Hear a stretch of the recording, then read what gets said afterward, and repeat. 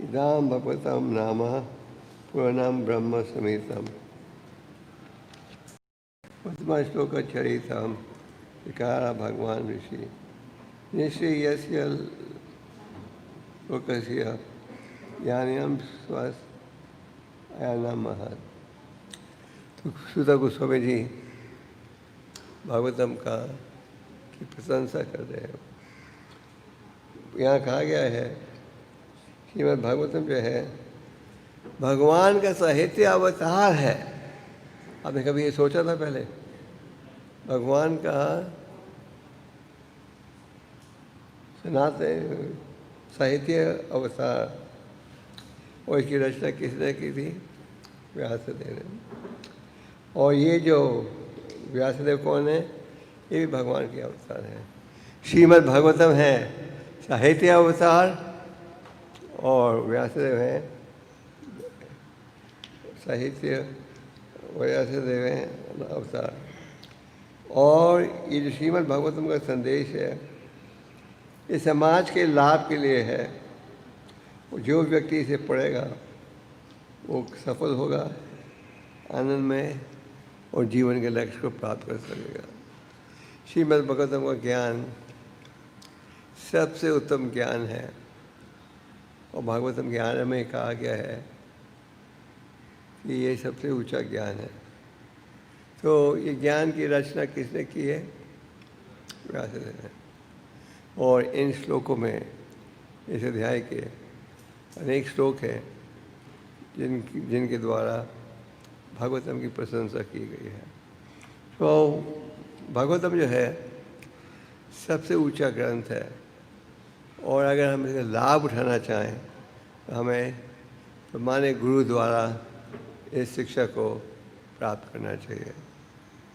व्यासदेव ने अनेक शास्त्रों की रचना की थी और वो सरस्वती नदी के तट पर बैठकर चिंतन कर रहे थे, सोच रहे थे मैंने इतनी रचनाएं की हैं, उनके सार को भी प्रस्तुत किया है महाभारत में, वेदांत में, पर अब भी मुझे लगता है मेरे कार्य में कोई कमी रह गई है। और जब वे विचार कर रहे थे तो उस समय हाँ कौन पहुंच गए? कौन? नारद मुनि। नारद मुनि तो उनके गुरु थे और नारद मुनि ने कहा तुमने केवल शुद्ध भक्ति पर बल नहीं दिया, परम भगवान के अनेक गुणों का वर्णन नहीं किया। और इसके पश्चात उन्होंने हमें इस श्रीमद् भागवत का ज्ञान दिया है। वैसे तो पुराणों में 4 लाख से अधिक श्लोक हैं जिनमें 18,000 श्लोक हैं श्रीमद् भागवतम के। तो श्रीमद् भागवतम सबसे उत्तम ज्ञान है और व्यासदेव जी ने ये ज्ञान हमें दिया है और प्रभुपाद जी ने और हमारे आचार्यों ने हमें प्रमाणिक संदेश भी पहुँचाया है। तो नारद मुनि ने व्यासदेव को कहा क्या थी उसकी कमी उसकी रचना में। एक वेद के उन्होंने 4 भाग भी बना दिए थे और नारद मुनि वो पूर्व जन्म में एक संतों के घर में सेवा करती थी। संत महात्मा जो हैं अक्सर यात्रा करते रहते हैं, पर वर्षा के 4 महीने वो एक ही स्थान में रुकते थे। और नारद मुनि उनका भाग्य था कि उन्हें माता के कारण इन संतों की सेवा करने का मौका मिला। सेवा भी की और जो उपदेश वो देते थे वो भी सुना। और जब उनकी माता का देहांत हुआ, उनकी माता गई थी गाय से दूध लाने के लिए और वापसी पर एक सांप ने काट दिया। नारद मुनि छोटे थे और इस घटना के पश्चात वो 100% निर्भर हो गए भगवान की कृपा पर। और नारद मुनि ने यात्रा करते गए और भगवान का स्मरण करते गए। तो श्रीमद् भागवतम, और यही श्रीमद् भागवतम सूत गोस्वामी ने भी सुनाई थी। जब परीक्षित महाराज को श्राप प्राप्त हुआ था श्रृंगी के द्वारा, परीक्षित महाराज वैसे धार्मिक भाव के राजा थे, और जब उन्हें श्राप प्राप्त हुई उन्हें इसका विरोध नहीं किया। परीक्षित महाराज धार्मिक राजा थे, राज ऋषि थे, राजा भी और ऋषि भी। और परीक्षित महाराज एक समय जब जंगल में थे, उन्हें प्यास लगी, देख रहे थे कहाँ जल प्राप्त हो सकता है। सामने उन्हें एक कुटिया दिखी जिसमें थोड़ी सी रोशनी थी, तो गए उस कुटिया में इस उम्मीद के साथ कि वहाँ जल प्राप्त होगा। पर वहाँ जो संत थे उन्होंने उनकी तरफ देखा भी नहीं। राजा ने इसे अपराध महसूस किया और राजा ने गुस्से में एक बड़ा हुआ सांप था वह, उसे हार के रूप में चढ़ा दिया। शास्त्र में कहा गया है कि अगर शत्रु भी आपके घर में आए तो आपको उसका स्वागत करना चाहिए। सबसे बेहतर है अगर आप उनका स्वागत करो प्रसाद के साथ। प्रसाद के द्वारा नहीं कर सकते तो कम से कम जल तो दो। जल भी नहीं दे सकते तो मीठे शब्दों से स्वागत करो, बैठने का स्थान दो। तो सर परीक्षित महाराज को किसी प्रकार का आदर नहीं दिया गया, तो वो क्रोधित थे, और जब वो बाहर निकले उन्होंने उस मरे सांप को हार के रूप में पहना दिया। और जब उस ब्राह्मण लड़के ने देखा श्रृंगी कि मेरे पिता को एक गले में ये सांप हार के रूप में चढ़ा दिया है, तो उन्हें बड़ा क्रोध आया और उन्होंने श्राप दी। जैसे ही श्राप प्राप्त हुई, परीक्षित महाराज ने उस समय के सारे उपस्थित संतों को निमंत्रण दिया और एक ही प्रश्न था, जिस व्यक्ति का अंत आने वाला है उसे क्या करना चाहिए। तो सुखदेव गोस्वामी ने ज्ञान प्राप्त किया था किसके द्वारा? व्यासदेव के द्वारा। तो सुखदेव गोस्वामी ने भागवतम का उपदेश दिया और उस सभा में हजारों संत उपस्थित थे, जिनमें एक थे सूत गोस्वामी। और उस समय जब नमश्वरण्य में यज्ञ हो रहा था, बहुत बड़ा यज्ञ, जो संत महात्मा हैं वो भविष्य के लक्षणों को देख सकते हैं, और इन्हें पता था इन संतों को कि कलयुग आ रहा है। तो उन्होंने जो संत महात्मा थे सूत गोस्वामी से निवेदन किया, आप हमें मार्गदर्शन दीजिए। तो सूत गोस्वामी ने वही भागवतम जो कि उन्होंने सुना था सुखदेव गोस्वामी के द्वारा, एक बार सुनने में ही 18,000 श्लोकों को क्या किया? कंठस्थ कर लिया और नवशरण में संतों को सुनाया। तो ये जो श्रीमद् भागवतम है सबसे उत्तम ज्ञान है। और भागवतम में कहा गया है आगे, भगवान तो प्रकट हो गए हैं पर अपनी वाणी को छोड़ गए हैं कहाँ? श्रीमद् भागवतम।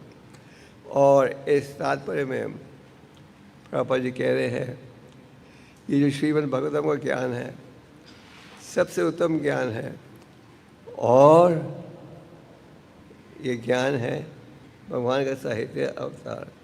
और जैसे हम भगवान की पूजा करते हैं उसी प्रकार हमें भागवतम की पूजा करें। भागवतम की पूजा का असली संदेश ये है, हमें भागवतम को पढ़ना चाहिए, भागवतम की महिमा का प्रचार करना चाहिए। तो क्यों, क्या कारण है? क्योंकि भागवतम के द्वारा आपको ये संदेश मिलता है जीवन का लक्ष्य क्या होना चाहिए। प्रथम सकल में ही प्रथम अध्याय में शुद्ध गोस्वामी कहते हैं सर्वे पुंसा परो धर्मो यह तो भक्ति या दोष सुजा। असली धर्म क्या है? निष्काम भाव से जो किया जाए, और शुरू से अंत तक यही संदेश दिया जा रहा है। और भागवतम में भगवान के अनेक संतों की का उपदेश है और परम भगवान की अद्भुत लीलाओं का भी वर्णन है। और सारे संतों का क्या है उपदेश? मनुष्य जीवन का उपयोग करो किस लिए? भगवान की सेवा करने के लिए। तो श्रीमद् भागवतम के द्वारा आप ये समझ सकते हो कि पूरा समाज कैसे सुखी बने। प्रहलाद महाराज क्या कहते हैं? न ते विदुम स्वर्तगते विष्णु। लोग ये नहीं जानते कि असली सुख कैसे प्राप्त होगा। आप देखते हो हमारे भौतिकवादी मित्र प्रयास करते रहते हैं, एक चीज़ में असफल है तो सोचते हैं अगले कदम में सफलता प्राप्त होगी, पर अंत में क्या अनुभव होता है? निराशा ही निराशा, बेचैनी बेचैनी। भागवतम में अनेक लीलाओं का वर्णन है। क्यों? इन लीलाओं के द्वारा हमें संदेश मिल रहा है। जैसे कि आजमिल की कथा, परीक्षित महाराज ने पूछा सुखदेव गोस्वामी से असली धर्म कैसे प्राप्त होगा, और सुखदेव गोस्वामी ने कहा शुद्ध भक्ति के द्वारा। केचित केवल भक्तियाँ वास्तव परायण, ये एक साधन है। और आगे जाकर उन्होंने कहा कि पुराणों में एक कथा है, और उन्होंने आजमिल की कथा सुनाई। आजमिल का जन्म हुआ था आध्यात्मिक वातावरण में, और हरि नाम की महिमा का ज्ञान भी था। और आजमिल एक समय जंगल में गया था भगवान की पूजा के लिए, फूल और फल लाने के लिए। रास्ते में उसने देखा एक वैश्य अपने प्रेमी के साथ। इस घटना के प्रति वो आकर्षित हो गए और उन्होंने उस वैश्य को पहले नौकरानी के रूप में रखा, फिर पत्नी के रूप में, और उनके अनेक बच्चे हुए। और सबसे छोटे बेटे का नाम क्या था? नारायण। तो आजमिल जिसका जो पला था आध्यात्मिक वातावरण में, उसका भी पतन हो गया, केवल क्योंकि उसने मन के द्वारा ये इस घटना जो देखी थी उसका स्मरण कर रहे थे। इसलिए शास्त्रों में कहा गया है मन मना मन मल्याजी मन करो, सदा मेरा चिंतन करो, मेरा स्मरण करो, और अगर ये करोगे तो क्या लाभ होगा? तो मेरे धाम आओगे। तो ये अवश्य है कि हम मन के द्वारा आध्यात्मिक विषयों की चर्चा करें, स्मरण करें। तो आजमिल को हर प्रकार के पाप के कार्य में जुड़ना पड़ा। पत्नी माता पिता को छोड़ दिया, और उसका पाप का बोझा इतना बढ़ गया था कि यमराज ने कहा चलो अब इसे नरक में लाना चाहिए सजा भुगतने के लिए। और यमराज ने 3 यमदूतों को भेजा आजमिल को उनके पास लाने के लिए, सजा के लिए। 3 क्यों? 3 साधन हैं जिनके द्वारा हम भगवान की सेवा कर सकते हैं, और जिनके द्वारा आप भगवान को भूल भी सकते हो। क्या ये 3 साधन? मन द्वारा, और वाणी और इंद्रियां, इनका आप सदुपयोग करोगे तो भगवान की सेवा में उपयोग होगा, और दुरुपयोग करोगे तो परिणाम भुगतना पड़ेगा। जब यमदूत आए अजमेर को नरक में जाने के लिए यमराज के पास, अजमेर घबरा गया।